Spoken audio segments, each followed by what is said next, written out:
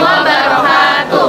Halo teman-teman, perkenalkan kami dari kelompok 4 akan membahas tentang masa Orde Baru. Di sini kami terdapat 7 anggota.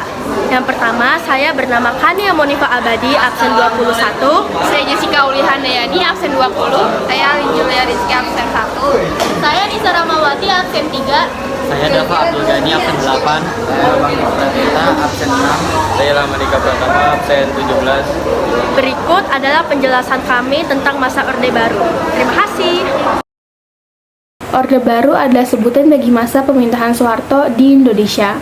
Lahirnya masa Orde Baru ini diawali dengan keluarnya Surat Perintah 11 Maret 1966.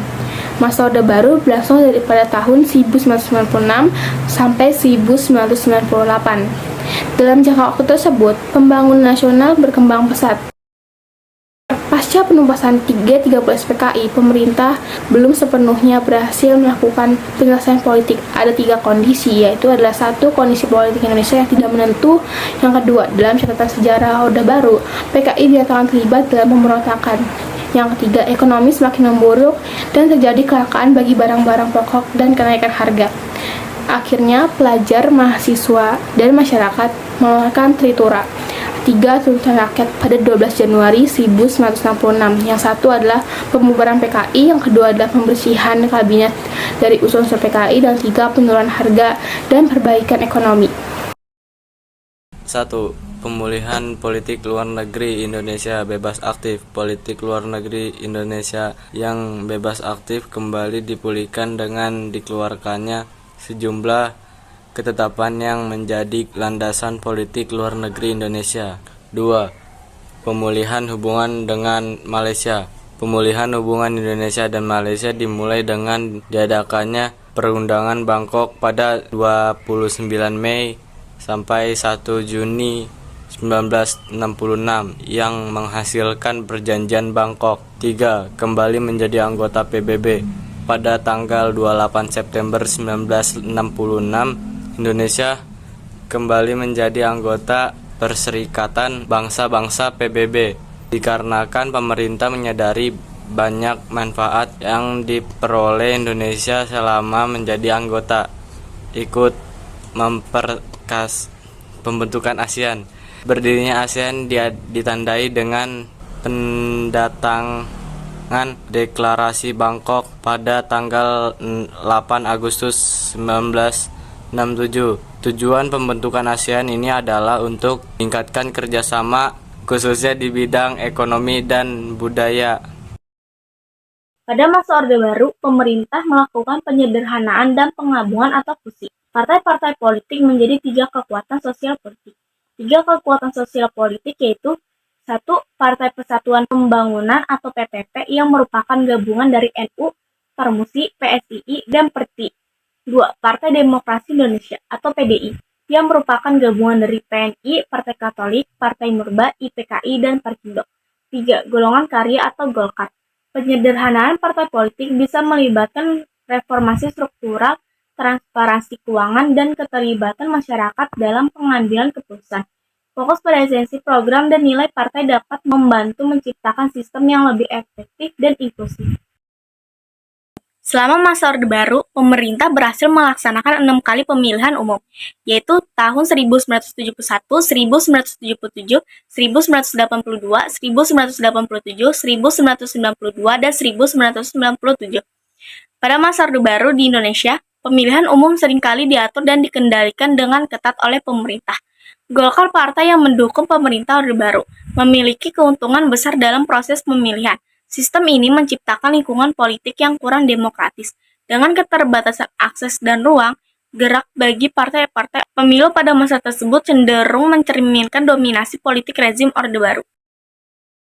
Pada tanggal 12 April 1976, Presiden Soeharto mengemukakan gagasan mengenai pedoman untuk menghayati dan mengamalkan Pancasila yang terkenal dengan nama Eka Prasetya Pancakarsa untuk mendukung pelaksanaan Pancasila dan Undang-Undang Dasar 1945 secara murni dan konsekuen. Oleh karena itu, sejak tahun 1978, pemerintah menyelenggarakan penataran P4 pada semua lapisan masyarakat. Penataran P4 ini bertujuan membentuk pemahaman yang sama terhadap Pancasila dan Undang-Undang Dasar 1945. ABRI memiliki dua fungsi. Yang pertama, sebagai pusat kekuatan militer yang melindungi segenap bangsa Indonesia, dan yang kedua, sebagai kekuatan sosial yang melaksanakan kegiatan pembangunan nasional, sehingga ABRI diizinkan untuk memegang jabatan dalam pemerintahan. Namun, difungsi ABRI mulai dihapuskan saat masa Orde Baru berakhir. Program ini diwujudkan dengan stabilisasi dan rehabilitasi ekonomi yang membuahkan hasil cukup baik. Dengan tingkat inflasi yang mencapai 650% berhasil ditekan menjadi 120% pada 1967 dan 80% pada 1968. Sehingga pemerintah siap melaksanakan program jangka panjang pada 1969. Yang pertama ada perintah 1 dari 1 April 1969 sampai 1 Maret 1974. Lebih menitik beratkan pada sektor pertanian.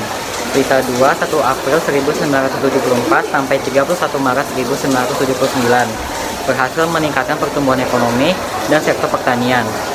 Berita 3 1 April 1979 sampai 31 Maret 1984 lebih menekankan pada trilogi pembangunan yang bertujuan terciptanya masyarakat yang adil dan makmur berdasarkan Pancasila dan Undang-Undang Dasar 1945. Berita 4 1 April 1984 sampai 31 Maret 1989 menitik beratkan pada sektor pertanian untuk melanjutkan usaha menuju swasembada pangan. Berita 5 1 April 1989 sampai 31 Maret 1994 menitik beratkan pada sektor pertanian dan industri untuk menetapkan swasembada pangan. Berita 6 menitik beratkan pada sektor ekonomi, industri pertanian serta pembangunan dan peningkatan sumber kualitas daya manusia sebagai pendukungnya, berakhir pada tahun 1997 dikarenakan krisis moneter. Pada masa Orde Baru, pemerintah berhasil mewujudkan stabilitas politik dan menciptakan suasana aman bagi masyarakat Indonesia, yang menjadi faktor pendorong keberhasilan pemerintah pada masa Orde Baru. Pemilihan tersebut dilakukan untuk meratakan persebaran penduduk Indonesia yang sejak zaman dulu banyak terkonsentrasi pada Pulau Jawa. Program KB dilaksanakan untuk pengendalian pertumbuhan penduduk, untuk meningkatkan kualitas rakyat Indonesia dan meningkatkan kesejahteraannya.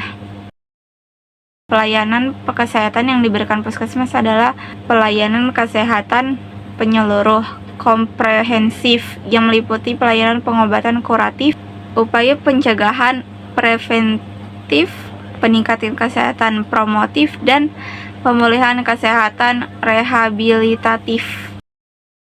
Diarahkan untuk menciptakan kesempatan belajar yang lebih luas dan diimbangi dengan peningkatan mutu pendidikan. Dalam rangka memberikan kesempatan belajar yang lebih luas, pemerintah Orde Baru melaksanakan program-program berikut. 1. Instruksi Presiden Inpres Pendidikan Dasar. 2. Program pemberantasan buta huruf yang dimulai pada tanggal 16 Agustus 1978. 3. Program wajib belajar yang dimulai pada tanggal 2 Mei 1984. 4. Program Gerakan Orang Tua Asuh atau GNOTA. Pada masa Orde Baru, usaha peningkatan dan pengembangan seni dan budaya diarahkan kepada upaya memperkuat kepribadian, keuangan, dan kesatuan nasional. Oleh karena itu, dilakukan pembinaan dan pengembangan secara luas.